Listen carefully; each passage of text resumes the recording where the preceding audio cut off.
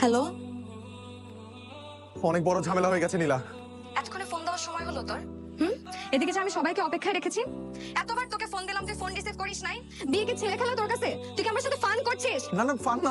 আমার বাবা তোকে এতবার কল দিল, তুই ফোন রিসিভ করিস নাই। ওটা আঙ্কেলের নাম্বার। শোন, তোকে আমি বিয়ে করব না। তোকে সামনে আমি পেয়ে নেই, তোর পিঠে চামড়া বের করে আমি আমার হাজবেন্ডের ওয়ালেট বানাবো। নীলা নীলা নীলা, আমার ফাজিল কোথাকার। আমি আমার বাবাকে বলে দিয়েছি আজকে ওই ডাক্তার সাহেবকে আসতে। কিছুক্ষণ পর ছেলেপক্ষ আসবে, আমি ওর সাথে বিয়ে বসবো, তুই ছবি দেখে নিস, ঠিক আছে? বাস, তোর সাথে আমার আর কোনো সম্পর্ক নেই, তুই আমাকে আর ফোন দিবি না। নীলা নীলা নীলা, আমার কথাটা একটু শোনো। এখানে অনেক বড় একটা ঝামেলা হয়ে গেছে। আমি অন্য নীলার বাসায় চলে আসছি। যেই নীলা তুমি না, মানে মানে আমার বড় ভাই আরেক নীলাকে পছন্দ করে। আমি ভেবেছিলাম যে এই নীলা তুমি। নীলা নীলা, আমাকে মাফ করে দাও প্লিজ। তুই থাক তোর ভুল নিয়ে, তুই ফাইজলামি করছিস এখন আমার সাথে। আল্লাহ হাফেজ, তুই আমাকে আর ফোন দিবি না। পুরো ফ্যামিলির কাছে তুই আমাকে ছোট করলি।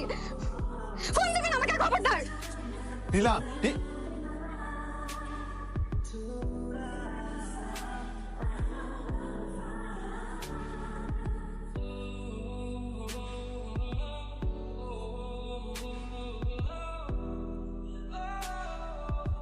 নীলা তুই আবার ফোন দিছিস আমাকে? নীলা দেখো, এই ভুলটা পুরোপুরি কিন্তু আমার না। এখানে তোমারও ভুল আছে। তুমি আজ পর্যন্ত তোমার বাসার ঠিকানা আমাকে দাওনি, তোমার বাসায় আমাকে নিয়ে যাওনি। এই কারণে আমি তোমার ঠিকানা জানি না। তুমি প্লিজ দেখো, এখনো সময় আছে। তুমি তোমার বাসার ঠিকানাটা আমাকে দাও, আমি বাবা মাকে ম্যানেজ করে নিয়ে আসছি তোমার বাসায়। এখন আর এসে লাভ নেই। ডিউক আর ওর বাবা মা অলরেডি রাস্তায়। ডিউক মিউক কে আবার? খবরদার ডিউকের নামে বাজে কথা বলবি না। ওরে বাবা, ডিউকের প্রতি এত সেনসিটিভ। আমি আসতেছি তোর বাসায়, পারলে ঠেকা। তুই আয়, তোর সাথে কুলসুমের বিয়ে দিয়ে দিব। কুলসুম তখন অনেক দোয়া করবে আমার জন্য। এই কুলসুম কে আবার?